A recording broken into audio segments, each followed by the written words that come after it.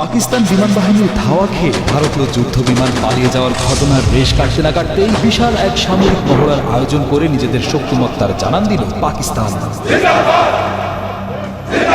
হাতুড়ির আঘাত বা hammer strike নামে বড়সড় এই সামরিক মহড়াটি যে ভারতের প্রতি পাকিস্তানের এক ধরনের হুঙ্কার তা বলার অপেক্ষা রাখে না। পাকিস্তান সশস্ত্র বাহিনীর প্রকাশিত ফুটেজে দেখা যায় ট্যাঙ্ক, হেলিকপ্টার ও কামান সহ বিভিন্ন অস্ত্র ব্যবহার করে যুদ্ধক্ষেত্রের বাস্তব পরিস্থিতি অনুকরণ করা হয়েছে। তবে মহড়াটি ঠিক কোথায় হয়েছে সে তথ্য প্রকাশ করেনি পাকিস্তান। সামরিক বাহিনীর এক বিবৃতিতে বলা হয়েছে এই মহড়ার উদ্দেশ্য ছিল যুদ্ধের জন্য প্রস্তুতি এবং অত্যাধুনিক অস্ত্র ব্যবস্থার মধ্যে সমন্বয় নিশ্চিত করা। মহড়ার সময় পাকিস্তানি জেনারেল সৈয়দ আসিম মুনির কঠোর সতর্কবার্তা দিয়ে বলেন, ভারত কোনো সামরিক দুঃসাহস দেখালে তা দ্রুত, দৃঢ় ও কঠোরভাবে মোকাবেলা করা হবে। পাকিস্তান আঞ্চলিক শান্তি চায়, কিন্তু জাতীয় নিরাপত্তা রক্ষায় পাকিস্তানের প্রস্তুতি এবং সংকল্প অটুট। ভারত নিয়ন্ত্রিত কাশ্মীরের পেহেলগামে গত 22 এপ্রিল সশস্ত্র গোষ্ঠীর হামলায় 26 জন নিহত হয়েছেন, যাদের মধ্যে বিদেশি পর্যটকরাও ছিলেন। ওই ঘটনার পর থেকেই দুই পারমাণবিক শক্তিধর দেশের সম্পর্ক আরও খারাপের দিকে মোড় নেয়। ভারত এই ঘটনার জন্য পাকিস্তানকে দায়ী করে কূটনৈতিক এবং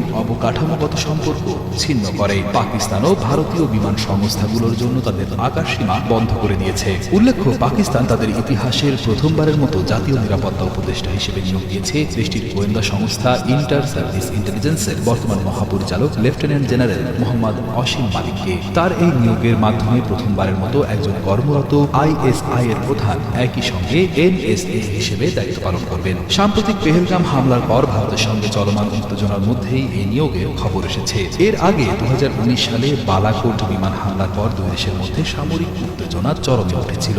গত 5 বছরে দুই দেশের মধ্যে 300টিরও বেশি সীমান্ত লঙ্ঘনের ঘটনার রেকর্ড করা হয়েছে। 2019 সালে কাশ্মীর থেকে বিশেষ মর্যাদা তুলে নেওয়া পুলওয়ামা হামলার পর বালাকোট এয়ার স্ট্রাইক এবং সীমান্তে নিয়মিত সংঘর্ষ হওয়ায় ভারত বরাবরই উত্তেজনাকর পরিস্থিতির মধ্য দিয়ে যাচ্ছে। অন্যদিকে কাশ্মীর ইস্যুতে ভারতের সঙ্গে সংঘাতপূর্ণ অবস্থান, একই সাথে চীন ও মুসলিম বিশ্বে প্রভাব বজায় রাখার চেষ্টা এবং ইমরান খানের গ্রেফতার এবং অভ্যন্তরীণ রাজনৈতিক অস্থিরতা আর সাথে ভঙ্গুর অর্থনৈতিক অবস্থা নিয়ে অস্থির সময় কাটাচ্ছে পাকিস্তানও।